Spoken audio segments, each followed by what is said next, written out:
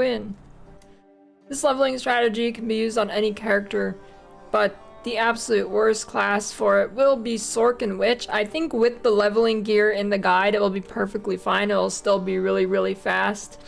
But on a fresh start, I definitely wouldn't pick this strategy with Sork or Witch. Honestly, on a fresh start, I think any other build or any other character, this will be still fine with, even without the uniques, right? Because they all get decent access to damage nodes on their tree, and this strategy is just like insanely fast. It is so much faster than playing normally.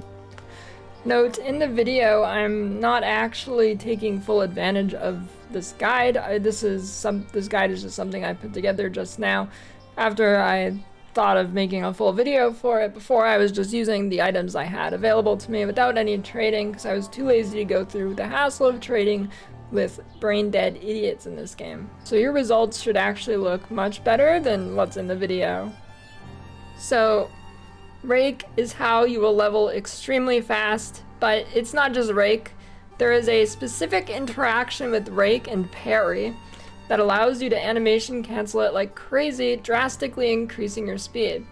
There is a specific timing that if you hit parry while holding down rake, it will just make you move like crazy. An easier alternative than constantly parry canceling rake is to use rake with the amulet Sure-Footed Sigil.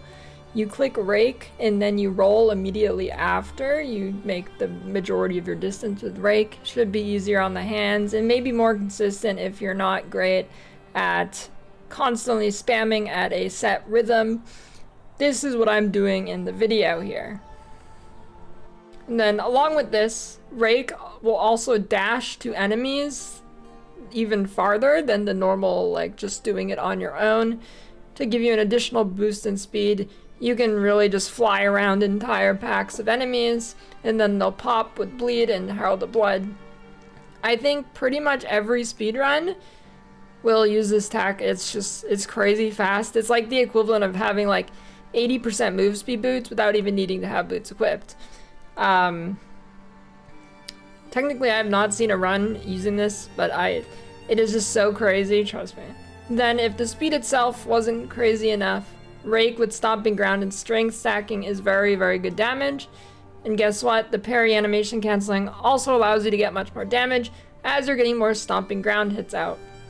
Stomping ground scales with strength, giving you between 100 to 150% of your strength as flat fizz damage, so you just stack as much strength as you can. There's pretty much no downside to this leveling strat other than your fingers getting destroyed from spamming parry multiple times a second. Honestly, I found it pretty fun though. The planner I've made for this is just for leveling with twink gear, but it is fine for fresh start too. You'll just have to suffice for the rare gear you find. So the gear this build uses is aimed around getting a ton of strength. Horns of Bindin has good strength, and it also has rage, which is 1% more damage per stack, up to 30%. And that's more damage, not increased, which is much better. 2 times black hearts for rings, which are good for some early flat damage, which carry you hard. Then at level 36, you'll swap to Venopuncture.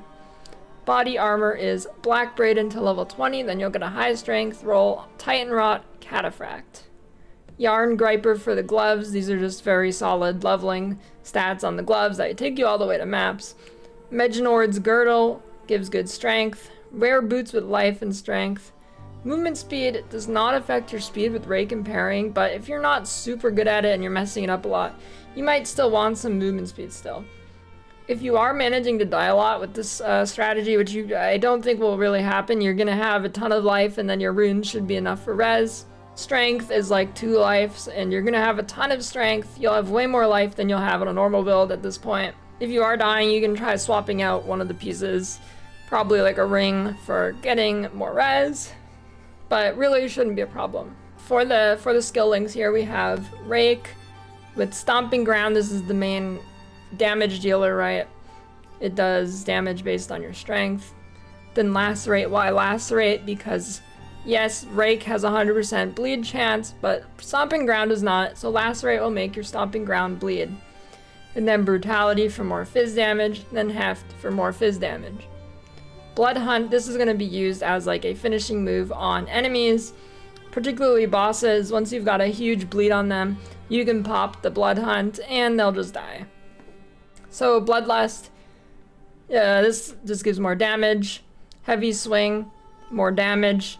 Conk Effect, more damage. Rage Forge, more damage. You get the point. Herald of Blood's gonna help your clear out. Magnified Effect, Hemocrystals, and Reach.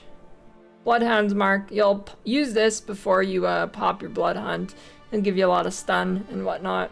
And then you can also, I guess you just pop it in general because it breaks their armor with single out on. And then Wind Dancer will be your other aura. While leveling, you'll probably only have 60 spirit for most of the time. And then when you get 100, you're like almost at endgame anyways, so you can throw in some things like cannibalism or precision or whatever you're doing. Whatever makes sense. You have flexibility here for sure. And then the tree here. So I'm not really gonna go over the ascendancy. I mean, if you do go Amazon, this is pretty much the only thing that makes sense, unless you are gonna go crit. And then if you go this crit one, you can start picking up accuracy stuff. But so on the tree, basically, if you start here on Monk, you're just gonna, I mean, you'll just path down to this tree, right? It's only a couple points, and remember the travel nodes are damage, it's strength.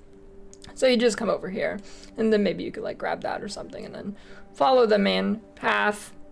And then we're gonna come down here. Actually, I'll just say I'll do the other ones.